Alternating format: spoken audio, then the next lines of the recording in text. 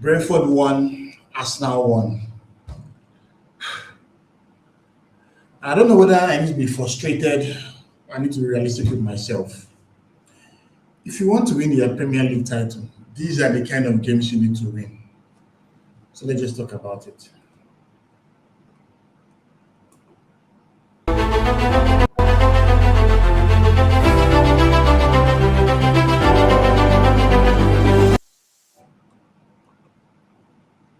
Welcome back to the Bar Arsenal. We traveled to Brentford today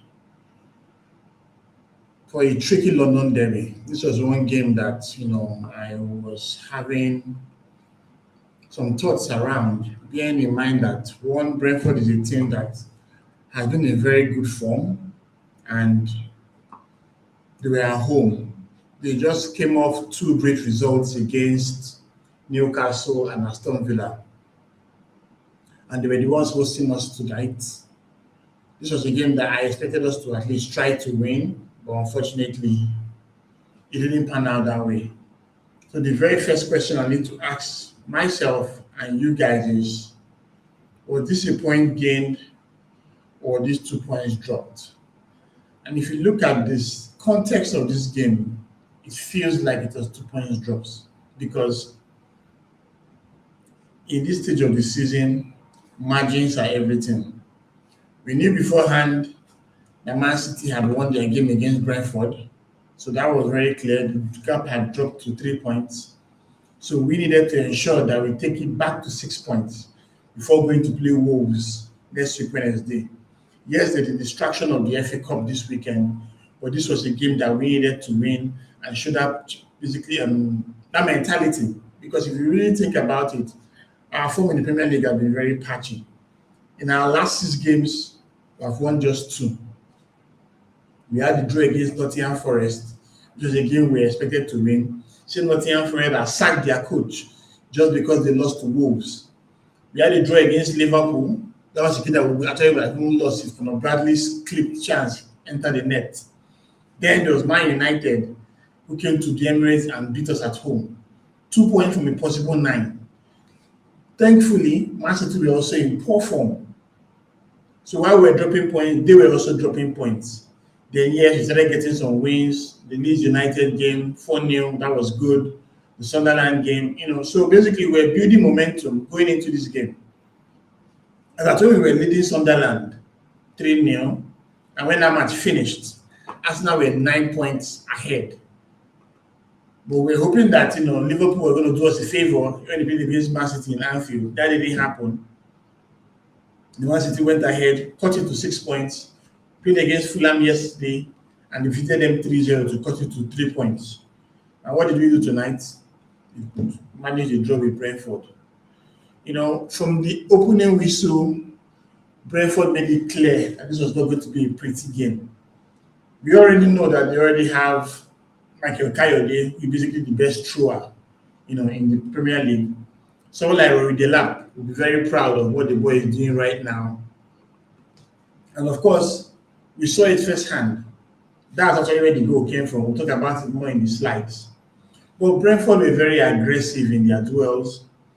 Brentford pressed us a lot and they made the game very transitional. Yes, we had a couple of spells of control, especially in possession. But as you know, control doesn't always mean dominance. There were some phases where we moved the ball well, but there's some phases where we looked very predictable, and Brentford capitalized on that. When they scored, it had like inevitability about it. Throughout the game, they were basically making life a living hell for us with their set pieces. And unfortunately, they finally got one from Mikel Arteta's throw. Yes, our response came and all that, but it was very, very annoying. Let's just go through the game and just, I'm really pissed off, in all honesty. So we'll start with the confirmed lineups. As you would expect, Brentford started the game with the team that played very well against Newcastle and against Aston Villa. Kelleher, always a never present in goal, with Mikel Arteta, who was playing on the right-hand side. Then there was Christopher Ayer and Van der Beek in the middle, while Rico Henry played on the left, sorry. In midfield, Jordan Henderson was rested to allow Vitaly Yanelt and Yaho Yamoluk in the central in double pivot. Then Jensen was the captain of the day. Django Utara was on the right hand side, and Lewis Potter was on the left. Igor Thiago playing centre forward. Brentford has been very lucky with injuries, in all honesty. Although Collins have been having some injuries and they're coming back to fitness, but it was very clear that this was a game that they had enough to try and tackle Arsenal. On our own end, we had Gabriel and Raya in goal. Unfortunately, we heard that Saliba had an illness, so Christian Mosquera came in for him. On the right hand side, there was Timber. On the left, there was Hinkapie. Rice and Mendy were the ones that were expected to play in the middle. Iberi Chieze started the game because Odegaard was not fully fit and Kai Havertz was injured. And in all honesty, I was so disappointed with Eze. Like, he deserved to have been yanked up at halftime. On the right hand side, we had Donny Madueke. On the left, we had Trossard. And leading the line with Victor Gyökeres coming off the back of a brace against Sunderland. So the lineup looked okay. This was a squad that we expected to see to get a result for us. We set up with the usual positional structure, control the game as we did, had basic security, but Brentford did not allow any rhythm. They blocked the central zones very well, and they forced us wide a lot, and this allowed them to contest the second balls aggressively. I know typically when teams deny you central progression, you need to either have that explosive 1v1 dominance or at least have the right vertical combinations, and we had that midfield balance. But unfortunately, the same issue with Arsenal in the final third. Too many safe passes, not enough runs in behind the defense, not enough chaos in the box. This was a game that wanted us to take risks, but unfortunately we did not. Now let's look at the stats. Brentford actually had the better stats in terms of XG. Yes, we had possession 40-60, whatever. But if you look at what's going on here, Brentford had 1.34 XG, where we had 0.60. Brentford had 12 shots, we had 7. They had 3 shots on target, we had 2. They had 3 big chances as well, we had 1. They missed 2 big chances, we missed 1 big chance, So from an attacking standpoint, Brentford actually played better than us. They actually played better than us. We're supposed to be the ones that are supposed to be at the top of the table.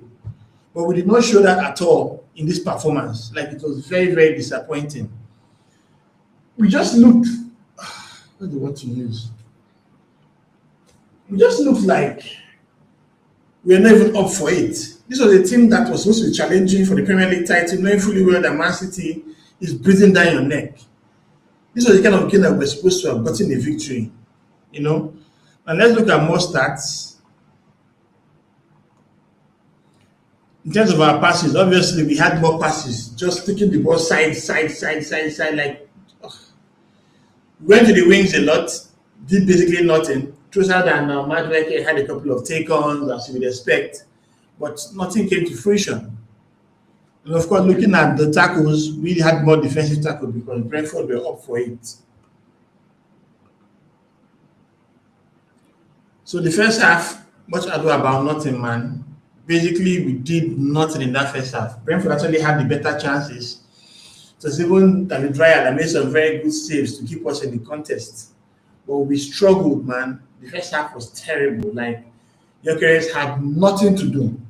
He basically fed off nothing. Like, his performance was back to, what I was seeing in the past. He was isolated most of the time.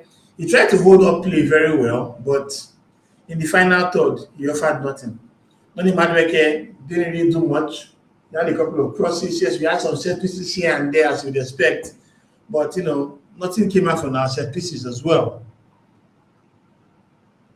Just when we thought we were going to let Madueke go, he scored a very good goal. And this was a pass from Hinkapie. It was on the left-hand side, lovely cross, and he looked with a header past Kelleher. This was the same type of header that Saka had against Nottingham Forest, but Martials was on fire that day and he made a good save. Madueke, we have really been complaining about how He doesn't have enough output. But this was a good goal for him. He was trying his best, but he didn't really have that cutting edge. There was one time when he managed to get past Rico Henry, where he was looking for a penalty rather than trying to pass the ball into the final third. And that's one challenge I've been having with Madueke. Yes, he has his take-ons. Yes, he dribbles a couple of folks here and there. But in that final output, I was lacking. But thankfully, he managed to, score a goal with his head. And that kind of gave us a level of control. And as soon as Madueke scored that goal, we had a very big chance. So they got won the ball from, I think it was Janelt in transition. And he gave the ball to Rice. I expected Rice to shoot that ball. Rice wanted to now be casual and pass to Gyökeres. Before Gyökeres could even take a shot, Kayode came from nowhere and anticipated the ball. That chance that made it 2-0. I know how football is. When you don't take your chances, your opponents will take theirs. And that is exactly what happened. Because when Brentford had another set piece yet again, it was Mikel Kayode who threw the ball. Gabriel launched into the air with Van den Berg, but Van den Berg got there before him, led the ball to the far post, and Odegaard was supposed to mark Lewis Potter. I don't know for the life of me why Odegaard didn't use his head. He was trying to use his leg there. Like, it just reminded me of the goal that Aston Villa scored us. If you know you're not good at marking, then don't just be in the box. Don't be in the box.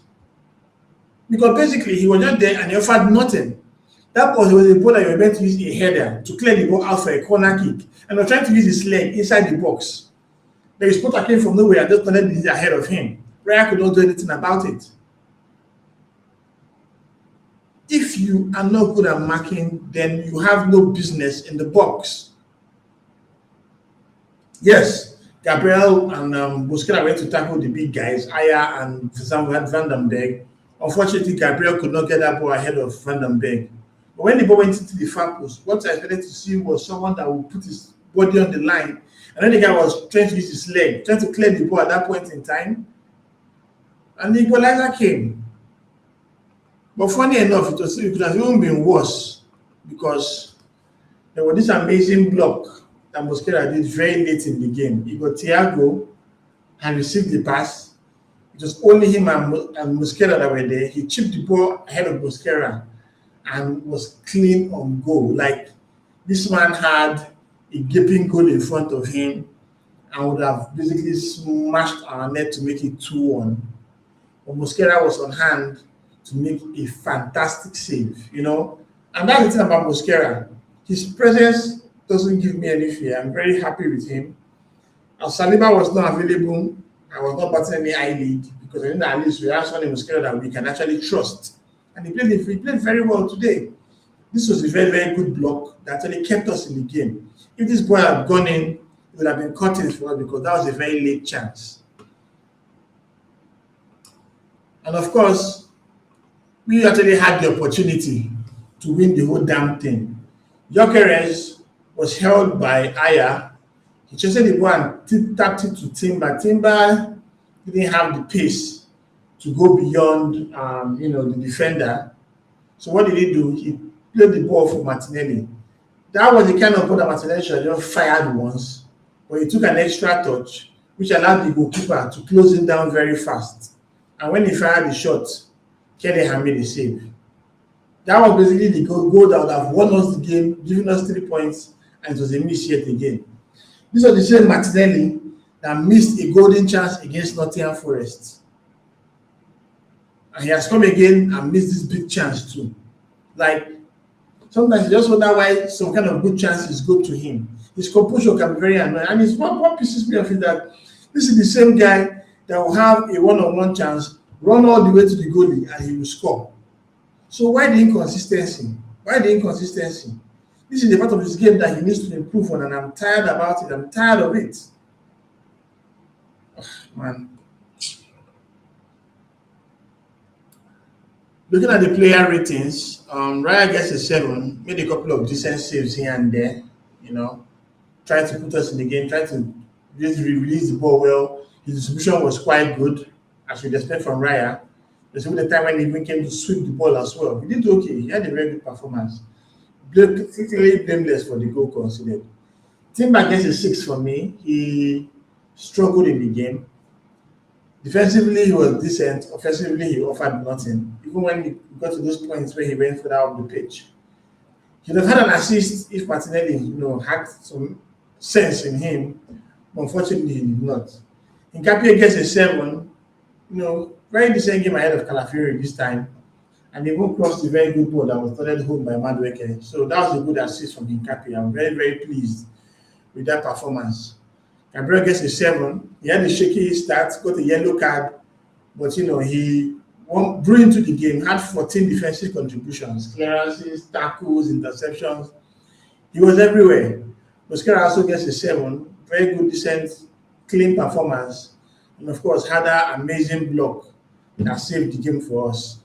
In midfield, Mendy gets a 6. He looked ragged. He looked like someone that needed to get some rest. Obviously, it would be nice to play Norgard in this kind of game, but there have been the whole sentiment factor and yada yada. But Mendy didn't impress me at all. Declan Rice, typical all-action performance from him, but that was pretty much it. There was a time when he should have actually fired a shot to score, but he chose to pass the ball. You saw the great moment when he anticipated the ball in our half, when our box, when Damsgaard almost scored. Rice just did this typical Rice stuff. All-action performance in midfield was very disappointing, not scoring that goal that went to made it 2-0.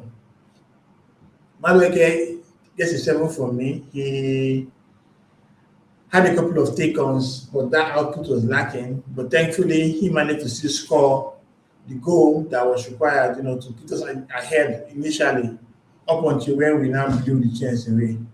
Trossard gets a 7, couple of neat touches here and there, but no cutting edge. The time he managed to get clean on the box, he had a shot that was blocked for a corner kick. I wanted to give Eze a 5, but I said let me be generous and give him a 6. This was a terrible performance for him. He looked like he was just vibing, like he didn't have that urgency in him when playing. Even when Odegaard came on, had a better game than him actually, instead.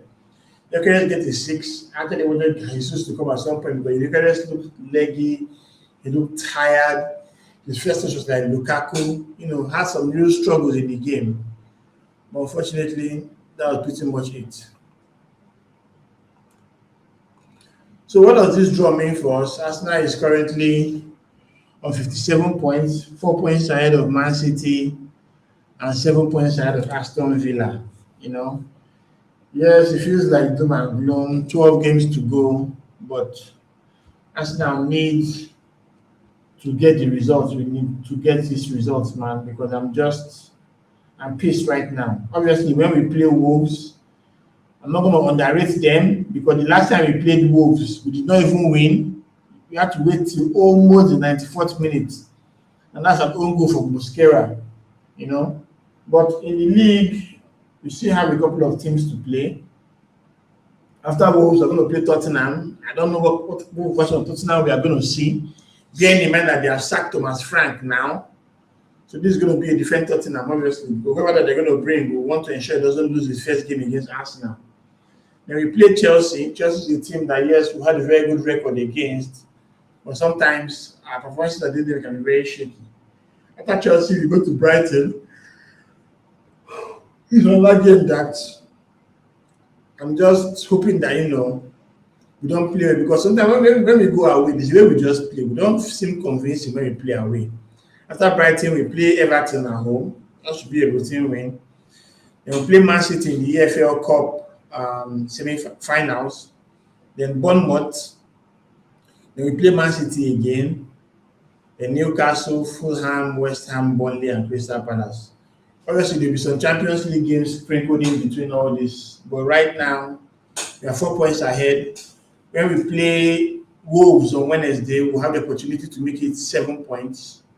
But you can't count your chicken before the eggs are hatched. They're looking at this game as a potential for 6 points, but unfortunately, it's 4. So for our next opponent, it's going to be Wigan Athletic in the weekend. The last time we played Wigan Athletic was way, way, way back in 2014 in the FA Cup semi-finals. Was it semi-finals? Yeah, I think it was semi-finals, yes. The FA Cup semi-finals. And in that time, we considered from Gomez before Payment Saka scored that header that took the game into extra time. Then in the penalty shootout, we had Gary Caldwell missed for them. Mikel Arteta, our captain, scored the first penalty. Jack Collison missed for them. Kim Kallstrom, the guy with the bad back, scored his own penalty. Then Jean Bessojo made it 1-2. Olivier Giroud made it 1-3. James Makoto made it 2-3. And of course, Santi Cazorla won the game for us with a penalty to make it 4-2. We all went into the finals to play against Hull City and ended our trophy drought of 9 years.